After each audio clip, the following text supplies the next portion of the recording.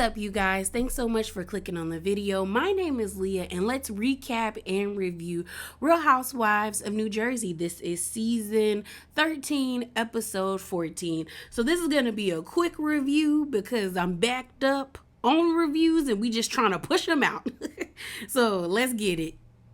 All right, y'all. So I'm just going to talk about things that stood out to me. We had a scene with Rachel and her family. I thought it was a nice scene. It seemed more genuine because the past few scenes or solo scenes with Rachel and her family, they felt forced to me. Her just spontaneously crying while her daughter is getting her pictures done felt fake to me. I'ma just be honest. But this seemed real. Like they're all just hanging out, eating. They're with their family, just kicking it down at the beach. We find out more information about Aydin, which is her stepson, and her husband, John, with the Beijing, and how their relationship is. They have a really strong relationship because John has sole custody of their of Aydin. There's no visitation on the mom's part. Like, so I guess probably there's a clause that when he turns 18 he can speak to her, or maybe when he reaches the age of like 16, because I don't even think he's 16. I think he's like 14 or 15. Maybe he can get in contact with her. But I was surprised to hear that, because that made me think like three things. Either one, she must have been very negligent as a parent in the sense of not really tending to his needs, or two, there might be a mental illness, or three, there was substance abuse. Either way, it's a pretty telling sign when the courts take away visitation from a mom. Normally they'll take it away from the dad because it's easy to prove when men ain't doing what they supposed to do. But 9 times out of 10, we normally see moms doing what they're supposed to do.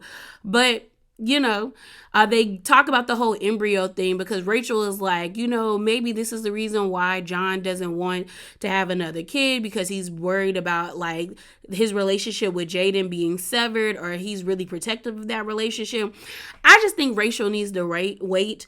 I feel like she's trying to rush to have another kid, and it doesn't make sense to me because you just got a fresh baby. Like their last child they just had isn't even 1 year old. The baby's not even 1. So what's the point of you trying to have another baby? Because what's the point? Like, why are you rushing to have another kid?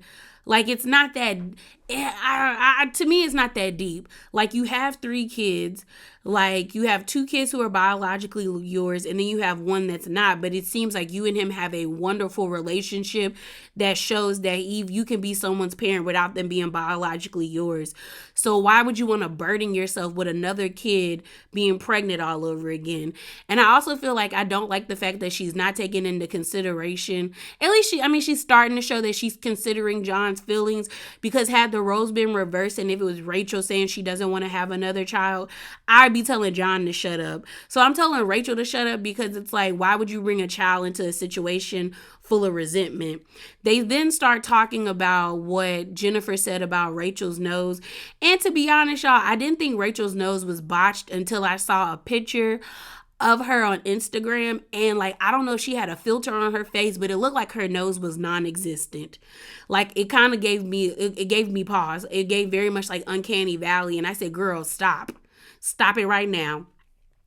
Truth be told, I feel like Jennifer's nose is botched and Rachel's nose is botched, but I feel Jennifer's nose could be fixed if she went to like went to Terry DeBro or Dr. Paul off of Botch, because I used to be a watcher of Botch, and they could fix her nose.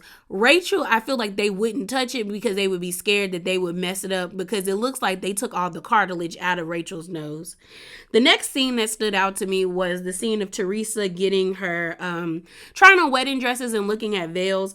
Now, her dress isn't my cup of tea, but if that's, because I don't remember the dress she had on, but I don't like that she wants to put love over everything, because it's giving very much like middle school, high school energy.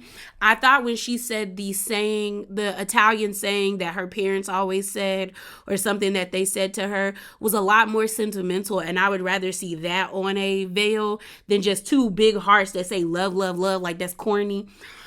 We see that Melania and Gia are there, and they're excited. I know a lot of people aren't happy with the input that Melania and Gia are putting in about how they have feelings towards Melissa and Joe, but I feel like they've been on TV all their lives. They're allowed to speak up about what they see.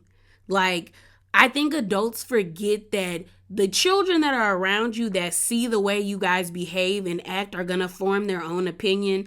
Some people feel like Teresa has brainwashed the girls, and I think to a certain extent the kids are biased because that's their mom, but we're not going to act like they also can't go back and like with their own eyes and watch these shows on Hulu or on Peacock and really make up their own opinions or see the way their aunt and uncle or even their mom moves on the internet. They have ample evidence and can make their own opinions. I don't think they're that stupid not to be able to make their own opinion. Teresa talks about Melania and how she's happy that Melania likes Louis because Melania took it the hardest when Joe got deported, which is understandable because that's her daddy. They also talk about how they're kind of upset that it seems like Joe might not be coming to the wedding, and Melania pretty much said, "I'm done if they don't come." Which is her right. Because at the end of the day, like, if they feel like Joe or Melissa not coming to the wedding would hurt their mom, why would they be for them being a part of their lives? Like, I'm not going to fault the girls too much because they've been through a lot. They were born to two parents who made stupid, idiotic decisions and had to watch their lives crumble, and we watched their lives crumble as their mom went to prison for a year, their dad went to prison for I think 6 years and then got deported. So if they want to voice their opinion, I think it's okay if they voice their opinions. So we get to Jennifer Fessler's house, and I guess she's just having like a midday lunch with the ladies because everyone's invited. Before the party really gets kicked off, we have a scene where everyone's asking Danielle about her issues with her brother because her daughter's birthday party is coming up. And they're like, "Oh, is your brother invited?" And she was like, "Yeah, but we ain't talked." So she explains to them again that, my brother stopped talking to me after a whole IG situation. Rachel is skeptical, like, girl, that's the reason why he stopped talking to you. I mean, I get where Rachel's coming from, but I also think, like, there probably was more that built up to that relationship. Maybe they've always had issues, and then that was just the straw that broke the camel's back because they don't communicate, and the brother took it personal and was just like, "F all of y'all ain't in my wedding, I'm out, peace out," drops the mics and walks on. I do think it's stupid, but hopefully they can work it out if it's meant to be to work it out. So Jennifer gets there. But before Jennifer gets there, Margaret starts to talk about how upset she is with Jennifer because Jennifer is going around talking to everyone about her. She's like, she's talking to Jennifer Fessler about me. She's talking to Melissa because before this scene, there was a scene where Melissa and Jennifer meets up, and Jennifer's pretty much telling Melissa like, "Oh, we met up with Margaret's ex-best friend. She pretty much told us that you was out here, in the streets with the people. You out here cheating on Joe, and Margaret be encouraging people to leave their husbands. She also is the one that be trying to set you up with other people." And the other ladies basically said that Margaret's just not a really good friend to people. And so Margaret just feels some type of way. She was like, "You going around talking bad about me to everybody. I thought we moved on." So Jennifer finally gets there, and that's when the party gets to going.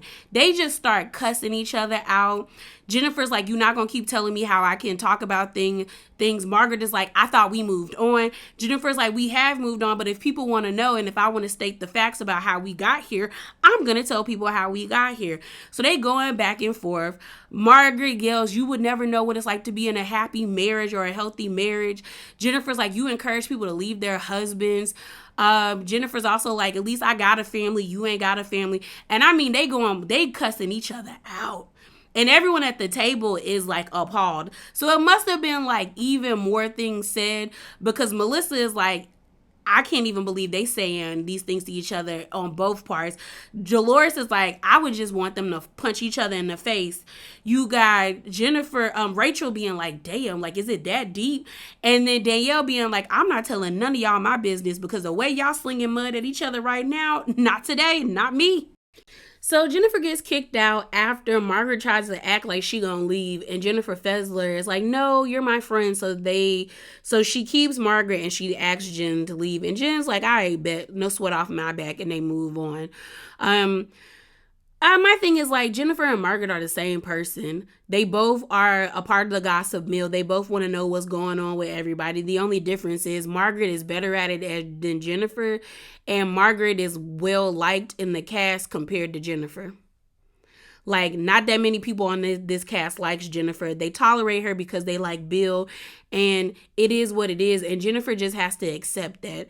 She has to accept that they don't like her and move accordingly, because I feel like if she accepts that they don't like her and she moves accordingly, she would be unstoppable. Because right now she's trying to vie for these people's like affection. The reason why she met up with Melissa to tell Melissa what the ex-best friend of Margaret told her is because she was trying to prove something to Melissa, like, hey girl, I got your back. I'm like telling you this because this is what I heard. And it's like, no, you should have kept it to yourself, because at the end of the day, no matter what you say about Margaret, they still like Margaret more than they like you. And again, I do believe Margaret knows where all the bodies are buried, and that's why they take up for her, because I will never understand why Jackie is cool with Margaret when it was pretty much proven that Margaret, during, I think it was like season 12, no, during season 11, that Margaret was the one that knew about the Evan rumors, because Margaret pretty much was like, when they had that whole sit down with Jackie and Teresa at Margaret's house, Margaret was so fidgety around that house. And I don't believe she was fidgety because she was worried about them fighting. I think she was fidgety because she was worried that Teresa was going to say her name and she wanted to run in there and defend herself. On top of that, you had Joe, when they had that whole guys night, pretty much saying like, you act being like, y'all, all these women that be coming through this house, you act like I ain't heard that rumor. We all know about that rumor. So it's like, y'all know about this stuff. And then the way Margaret went off on Joe when they were at the shore pretty much tell Joe, to tell everyone that he didn't know what he was talking about, makes me feel like Margaret knows where everything is at, knows all the rumors, and she's just keeping them close to her chest. Jennifer just has to let go that them people don't like her. I also feel like Jennifer is that little girl, like she hasn't let go of being that little girl in like high school or middle school that nobody liked or people bullied, and she wants people to like her. On top of the slight moment of where Jennifer feels like someone's trying to come at her neck, she cussed them off she cussed them hard, because she knows what it feels like when people try you, or you don't speak up for yourself. You end up being that way. Like I know someone who's like that, where we have to tell them like, you didn't have to go that far and you need to taper it back. But they're so used to everyone trying them that they just are always on guard to come back at them. So Jennifer has to work on that. She also has to let go of what happened with Margaret. Or if you're not going to let go, just move smarter. That's my thing. We then see a scene with Valentina, her birthday party. It was cute. We see Rachel, Danielle, Louie, and Teresa at the party. And they talk about what happened between Margaret and Jennifer. And pretty much Rachel and Danielle were like, girl, y'all both were saying some vicious stuff to each other. So both of y'all were in the wrong to us. And Teresa pretty much says like, Margaret is like, you know, she cool, but she better as a friend than an enemy, pretty much. So Margaret know where all the bodies are buried.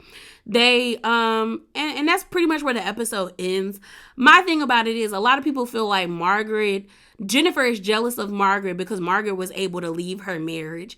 And I think I don't know. I think that even though Margaret was able to leave her marriage, she still has to deal with the fact that she hurt them stepkids. Like she harmed people. And I think that bothers Margaret. I think that really bothers Margaret, as well as maybe Jennifer did want to leave Bill, but like she had 3 kids and she didn't have the means to do so. She's a part of a community that is like probably heavy in the patriarchy, that if she would have left him, she probably wouldn't have a community in order for her to move forward. I think a lot of us are like, just leave him. And it's like, people have to have escape plans, y'all. It's something, just to tell someone to leave and you don't have any means of your own is hard. And I used to say that all the time, girl, just leave them. But it's like, if you leave, what are you going towards? That's often like what I think about. I mean, it could be true. She could be jealous of Margaret. I just think they both be acting like straight up gutter snipes. So it is what it is, you know? But yeah, y'all, that's it. That's all. Remember to be bravely authentic and hop down in them comments below. Deuces.